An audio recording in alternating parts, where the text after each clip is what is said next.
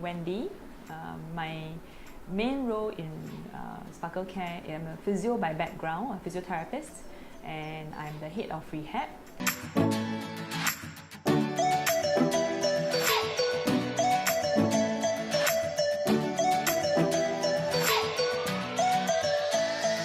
In the early stages of dementia, they might present with maybe some form of forgetfulness.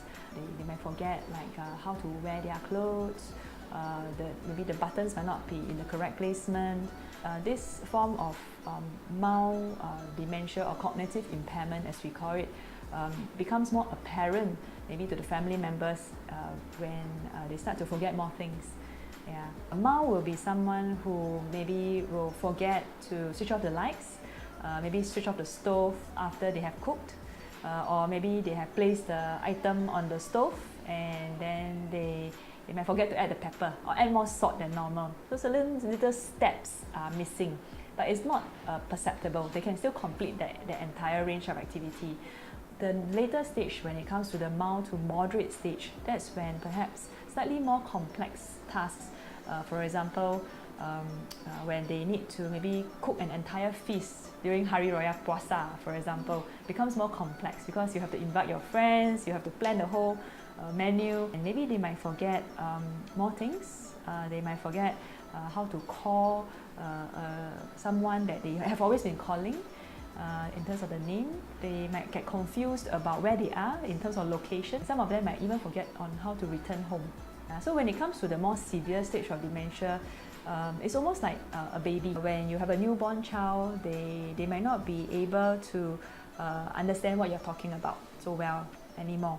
Whatever you're talking is through your touch, through your senses, through your comfort, and through sounds. They are more at what I call the sensory stage. So through familiar smells, through hearing, music that they are very used to, through taste.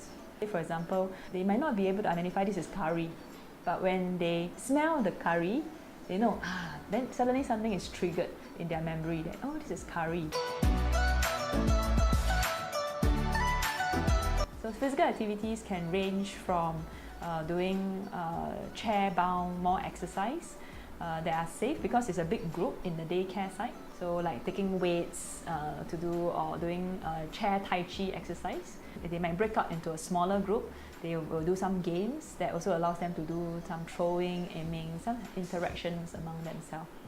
So reminiscence can range from, for example, using some cards, play cards, some pictures of old Singapore. To this older population, to them is very familiar. So we will take these pictures out and then let them elaborate a little bit more. Let them share about their experience when they see that picture. Yeah. So that evokes that kind of memory that makes them happy, you see. For them, when they are not in a good mood, sometimes you don't know what triggered it. It might be because the routine was suddenly changed. You might have woken them up in a slightly different timing, and that change in routine make them change in their behavior. They might be banging on tables, they might be fidgeting more, they might be standing up and wanting to go home more. So then we have to find perhaps what triggered them to have this behavior. If they're in the mood to go home, we need to see how we can change the topic by either distracting them with another activity. So there's actually a lot of things that we use on our children can be used for seniors. It's just that for seniors, you need to make it less kiddish.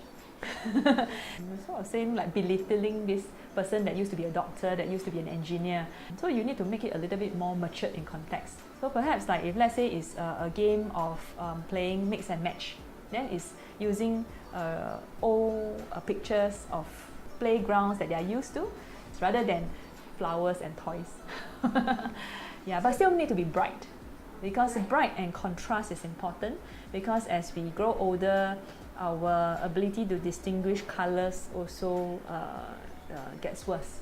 So colors that are nice, captivating is important. Now we still need a human to be next to them that says, oh, well done, you know, this is a good match. So ideally that they have something that is interactive that they can press visually, and yet it gives them a positive response when there's like something that is done well. That doesn't require so much of the human present all the time. Okay, I'm Bailey, I'm the Senior Occupational Therapist. I am working together with the Center Manager, and I'm specializing at the daycare side. So we do see clients from a wide variety of diagnoses. My job is really to get them to live their life.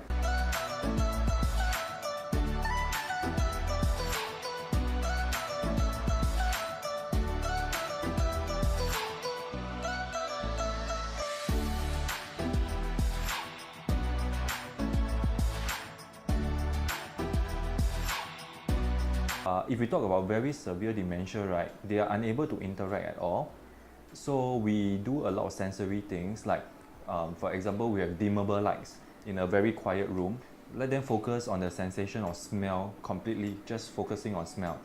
After that, it could be sound, it could be lights, it could be bubbles from bubble tubes, or it could be taste, and that gets them to interact a little bit. Like there are clients who don't even talk at all, but because of this sensory input that they are exposed to, they actually talk a lot until some of the colleagues on the other side was asking, how do we stop them from talking?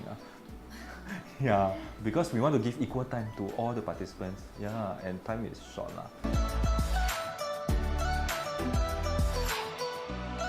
The challenge for them, I think, is getting them to do it on their own, the exercises, because for some of them, they have the tendency to mistake the beads for food or sweet.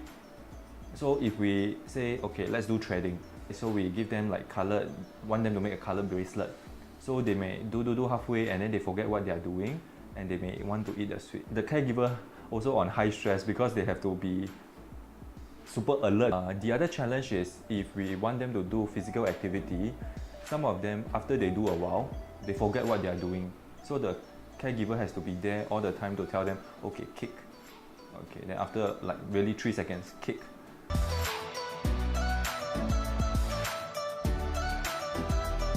We sometimes hope to have something that is interactive, because if we do put them on machines, sometimes they just forget what they are doing, and we don't have the manpower to be there to say, kick, kick. I did try to record, but because the timing they kick is different.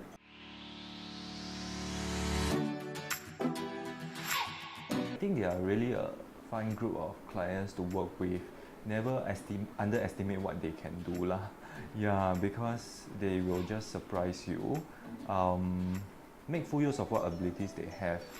I think any product that taps on their long-term memory will actually benefit them quite a bit, because then they will not feel low esteem. When you ask them opinions, these are things that there's no right or wrong one. They don't worry so much, and then that taps on their long-term memory.